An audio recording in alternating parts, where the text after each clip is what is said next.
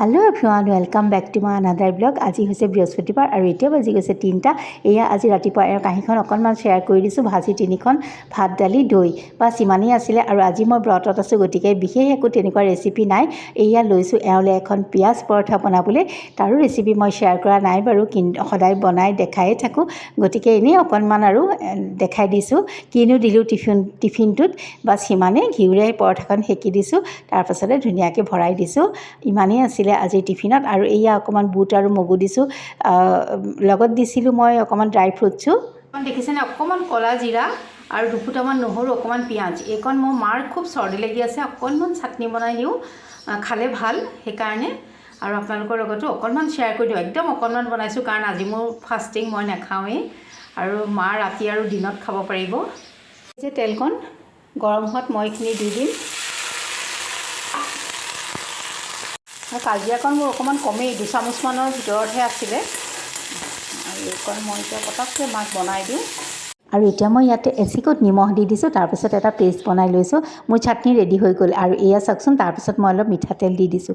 ডিঙিটো যদি চৰ্দি লাগি সুৰসুৰাই থাকে, এনেকৈ অকণমান কালজিৰা মিঠাতেল দি দিবচোন। চাটনি বনাই খাবলৈ মানে ডিঙিৰ কিন্তু খুব ভাল লাগি যায় আৰু খাবলৈও ভাল লাগে। আৰু চৰ্দি লাগিলে বোলে বহুত ইয়াৰ গুণাগুণো আছে।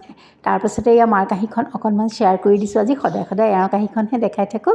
আৰু মাৰ একদম খাবলৈ মন যোৱা নাছিলে দেই। মই জোৰ কৰিহে কৈ আহিছোঁ, বোলো নহয় মা এণ্টিবায়'টিক খাব যেতিয়া খাওক। আৰু মাক মায়ে অৱশ্যে চাটনিকণ দিয়াত একো আপত্তি কৰা নাই। মাও জানে কালজিৰা অকণ খালে যে বহুত মানে এয়া হয় চৰ্দি লগাত। তাৰপাছত মাক দি থৈ আহি মোৰ বাতিটো ৰেডি কৰিছোঁ, কাৰণ আজি মই ফাষ্টিঙত আছোঁ।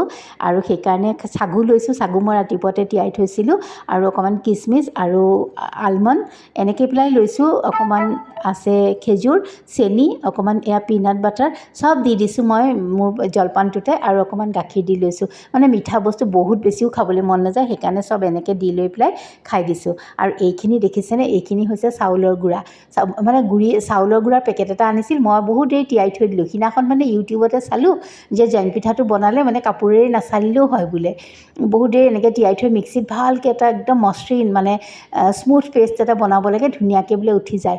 কিন্তু অৱশ্যে ঠিকেই দেখাইছে দেই, মই ভুল দেখাইছে বুলি নকওঁ। মই অকণমান কম সময় তিয়াই থৈছিলোঁ আৰু অকণমান সময় তিয়াব লাগিছিল। পিঠা ভাল নহ'ল, কিন্তু কেনেকুৱা মচমচীয়া হৈছে দেখিছেনে, বহুত ধুনীয়া। আৰু 1 ঘণ্টামান তিয়াই থোৱা হ'লে পেষ্টটো চাগে মোৰ আৰু ধুনীয়া হ'ল হয়, উঠিলেহেঁতেন। আৰু অকণ মোৰ পনীয়াও হৈ গ'ল, সেইটো মোৰ নিজৰেই দুখ বাৰু। আৰু এইটোৱে আছিল মোৰ আজি ফ্লপ ৰেচিপিটো।